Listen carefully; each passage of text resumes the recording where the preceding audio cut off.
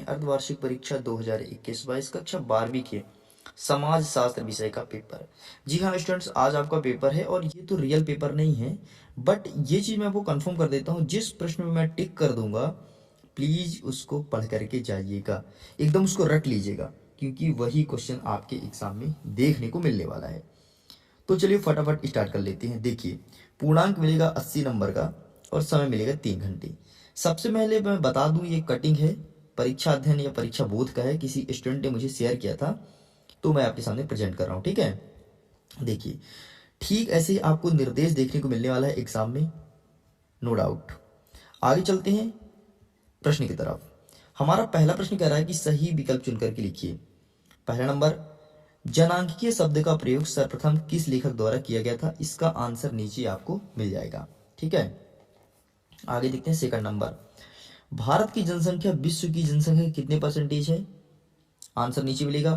Cast in India पुस्तक के लेखक का नाम क्या है? और यहीं पर हमारा अगला क्वेश्चन कहता है भारत में संस्कृत विविधता का आधार क्या है? ये सभी का आंसर आपको नीचे मिलेगा। ठीक है, टेंशन मत लेना, हर एक चीज मिल जाएगा। पांचवा नंबर कहता है औद्योगिकरण से क्या आशय है? ठीक है, चलिए स्टूडेंट स्क्रॉल करते हैं और चलते हैं नेक्स्ट क्वेश्चन की तरफ। ये हमारा नेक्स्ट क्वेश्चन स्टार्ट होता है यहाँ से, जनसंचार माध्यम है, जनसंचार कौन सा माध्यम है? ठीक है, ये बताना है और ये रहे सभी के आंसर्स, तो प्लीज स्क्रीनशॉट ले लीजिए। चलिए आगे चलते हैं, देखते हैं प्रश्न नंबर 2। हमारा प्रश्न नंबर दूसरा कहता है रिक्त स्थान की पूर्ति कीजिए। आदर्श जनसंख्या सिद्धांत को डैश डैश डैश भी कहते हैं। भारत सांस्कृतिक दृष्टि से डैश डैश डैश राष्ट्र है, कैसा राष्ट्र है बताना है आपको। यहीं पर तीसरा नंबर कहता है व्यक्ति के प्राथमिक सामाजिकरण का प्रमुख साधन डैश डैश डैश है। चौथे नंबर की बात करता हूं तो एक स्तर पर एक देश के द्वारा दूसरे देश पर शासन डैश डैश डैश कहलाता है। यहीं पर मैं पांचवें नंबर की बात करूं, संस्कृतिकरण की अवधारणा किसने दी है, ये चीज बताना है। और छठवां नंबर कहता है औद्योगिकरण से एक विस्तृत डैश डैश डैश होता है। और यहीं पर नेक्स्ट नंबर कहता है जनसंचार का साधन मुख्यतः कितने प्रकार के होते हैं? ठीक है, ये चीज बताना है। अभी देखिए मल्टीपल चॉइस क्वेश्चन है तो अभी मैं टिक नहीं कर रहा हूं, जैसे ही आपके 2 number 3 number 4 number question start होंगे उसमें मैं टिक कर दूंगा, रट लीजिएगा। ठीक है, अच्छे नंबर आएंगे यकीन मानो। चलो भाई, तीसरा नंबर का स्क्रीनशॉट आप ले लो, जिसमें आपसे बोला गया है सही जोड़ी बनाना है। एक साइड खंड का और दूसरा साइड खंड खा, अर्थात एक साइड प्रश्न और दूसरी साइड उत्तर मिला देना फटाफट, और ये रहा इसका आंसर। चलो भाई नीचे चलते हैं, आप इसका भी स्क्रीनशॉट ले लीजिए। प्रश्न क्रमांक 1, पहला नंबर कहता है जनसांख्यिकीय का सर्वाधिक प्रसिद्ध सिद्धांत किस राजनीतिक अर्थशास्त्री के नाम से जुड़ा है? ठीक है, और ये इसके आंसर्स पूरे मेंशन है। ठीक, टेंशन मत लो, हर एक चीज का बस स्क्रीनशॉट ले लो। ठीक है स्टूडेंट, चलो भाई आगे चलते हैं। सत्य असत्य, सत्य सत्य में पहला नंबर कहता है भारत की जीवन प्रत्याशा विगत वर्ष में घटी है, सत्य है असत्य है। दूसरा नंबर कहता है सामाजिकरण की प्रक्रिया काफी लंबी एवं विस्तृत होती है।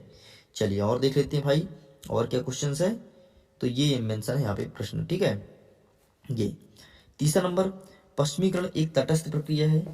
यहीं पर चौथा नंबर कह रहा है समाज शास्त्री के अनुसार औद्योगिकरण केवल सकारात्मक होता है। पांचवा नंबर भूमंडलीकरण एक आर्थिक प्रक्रिया है, सामाजिक या सांस्कृतिक प्रक्रिया नहीं।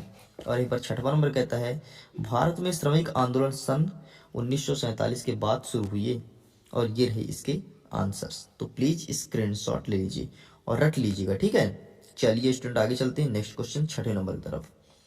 हमारा छठवां नंबर रहता है भारत की सामाजिक जनांकीय से क्या लक्षण है? मोस्ट इंपॉर्टेंट क्वेश्चन है, प्लीज रख लीजिएगा। ठीक है, अथवा ये ज्यादा इंपॉर्टेंट नहीं है। आगे सातवां नंबर की बात करूं तो राष्ट्रीय एकीकरण बहुत ही ज्यादा महत्वपूर्ण प्रश्न है, प्लीज रट लेना। राज्य क्या है ये एग्जाम में नहीं पूछा जाएगा। आठवें नंबर की बात करूं सत्तावादी राज्य का क्या अर्थ है, और इसके अर्थम पूछा गया है प्रदत्त पहचान से आप क्या समझते हैं, तो सत्तावादी को अच्छे से पढ़ लीजिएगा बस। ठीक है, आगे देखते हैं नवा नंबर उपनिवेशवाद किसे कहते हैं? मोस्ट इंपॉर्टेंट क्वेश्चन है उपनिवेशवाद, और इसके अर्थम पूछा गया है चाय बागान में श्रमिकों की नियुक्ति कैसे की जाती है।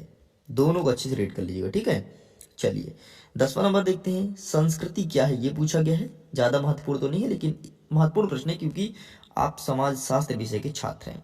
इसके अथवा में प्रभु जाति किसे कहते हैं, नहीं पूछा जाएगा। नेक्स्ट नंबर औद्योगिकरण किसे कहते हैं, बहुत ही ज्यादा महत्वपूर्ण प्रश्न है, और इसके अथवा पूछा गया है औद्योगिक समाज की किन्हीं दो विशेषताएं बताइए। दोनों ही महत्वपूर्ण प्रश्न, अच्छे से पढ़ लीजिएगा। ठीक है, हड़तालबंदी तथा तालाबंदी से क्या सा है? तालाबंदी, ठीक है, देख लीजिए, इंपॉर्टेंट है। और तालाबंदी पूछा जाएगा, हड़तालबंदी नहीं, तालाबंदी सवाल पूछा जाएगा। चलो भाई स्क्रॉल करते हैं, देखते हैं next question. Next question, call centre से आप क्या समझते हैं? नहीं पूछा जाएगा, ठीक है। आगे देखते हैं 13वां नंबर, जनसंपर्क की दो विशेषताएं बताना है और मनोरंजन क्रांति क्या है? इसमें ऊपर वाला महत्वपूर्ण है, ठीक है। चलो आगे चलते हैं 11वां नंबर, आंदोलन से क्या तात्पर्य है? और इसका अर्थम पूछा गया है, समाज कल्याण तथा समाज सुधार में अंतर बताइए। चलिए स्टूडेंट आगे चलते हैं 15 नंबर, सभी आंदोलन कुछ प्रबुद्ध व्यक्ति के नेतृत्व में ही चलते हैं, स्पष्ट कीजिए। और इसके अर्थम पूछा गया चिपको आंदोलन, तो नीचे वाला महत्वपूर्ण है, ठीक है। आगे चलते हैं, जाति सामाजिक एकता में बाधा है कैसे? ये नहीं पूछा जाएगा। और जाति प्रथा के लाभों का वर्णन कीजिए, ये भी नहीं पूछा जाएगा। 11वां नंबर, सामाजिक संरचना किसे कहते हैं? बहुत ही ज्यादा महत्वपूर्ण प्रश्न है। और इसके अर्थम पूछा गया है, औद्योगिकरण से आवास उत्पन्न समस्या कैसे होती, सिद्ध कीजिए। महत्वपूर्ण प्रश्न में से एक है। आगे देखते हैं 18 नंबर, संस्कृतिकरण के स्रोत क्या है? और इसके अर्थम पूछा गया है, भारत सेवक समाज के लक्ष्य, तो नीचे वाला देख लीजिएगा, ठीक है। आगे देखते हैं 19 नंबर, संस्कृति पर भूमंडलीकरण के प्रभाव का संक्षिप्त में चर्चा कीजिए। और अथवा पूछा गया है, इलेक्ट्रॉनिक अर्थव्यवस्था से क्या तात्पर्य है? तो नीचे वाला रीड कर लीजिएगा। देखिए स्टूडेंट्स आगे चलते हैं क्वेश्चन नंबर 20 की तरफ। हमारा 20 नंबर कहता है, जाति व्यवस्था का अर्थ बताइए, जाति व्यवस्था की प्रमुख विशेषताओं पर प्रकाश डालिए। महत्वपूर्ण प्रश्न है, प्लीज प्लीज प्लीज रीड कर लीजिएगा। इसके अर्थों में पूछा गया है, भारत में जनजाति का वर्गीकरण किस प्रकार किया गया है? एक नजर देख लीजिएगा, ठीक है, वहां की इंपॉर्टेंट नहीं है। इसमें 21 नंबर में बात करूं तो उदारीकरण की आर्थिक नीति पर प्रकाश डालिए, पढ़ लीजिएगा, बाकी इंपॉर्टेंट नहीं ऊपर वाला। 22 नंबर की बात करूं तो जन संचार के प्रमुख साधन पर प्रकाश डालिए, एक नजर प्लीज देख करके जाइएगा, ठीक है। और इसके अथवा में एक और क्वेश्चन पूछा गया जो ज्यादा महत्वपूर्ण नहीं है। 23 नंबर की बात करता हूं तो सामाजिक आंदोलन की प्रमुख विशेषताएं लिखना है आपको। और टिप्पणी में से इंपॉर्टेंट है, नक्सली आंदोलन, क्रांतिकारी आंदोलन, बस, और नव किसान आंदोलन, क्योंकि अभी दिल्ली में प्रोटेस्ट हुआ था, तो नव किसान आंदोलन बहुत ही ज्यादा महत्वपूर्ण हो जाता है। बस स्टूडेंट्स, तो पीडीएफ में इतने ही क्वेश्चन है, 23 क्वेश्चन, ठीक है। तो इसे फटाफट रीड कर लीजिए, अच्छे से पढ़ लीजिए। जैसे ही रियल पेपर मुझे मिलता है तो मैं तुरंत एएसके क्लासेस के ऑफिशियल चैनल पर अपलोड कर दूंगा और आप जा करके देख लीजिएगा। तो लेकिन इसे जरूर मिस मत करना, इसे जरूर पढ़ के जाना। यदि रियल पेपर नहीं आए तो फिर प्रॉब्लम में हो जाओगे ना, इसलिए प्लीज प्लीज प्लीज इसे अच्छे से रीड कर लेना। मुझे उम्मीद है आपको ये वीडियो पसंद आया होगा। अगर वीडियो पसंद आए तो प्लीज वीडियो को लाइक कीजिए, अपने दोस्तों के साथ शेयर कीजिए। और अगर एएसके क्लासेस बने तो सब्सक्राइब कर लीजिए, ऐसे ही वीडियोस आपको प्रोवाइड कराए जाएंगे, वो भी आसान भाषा में। इसके अलावा जैसे ही आपका अर्धवार्षिक परीक्षा खत्म होता है, वार्षिक परीक्षा की तैयारी कराई जाएगी एकदम प्रॉपर वे में और आसान।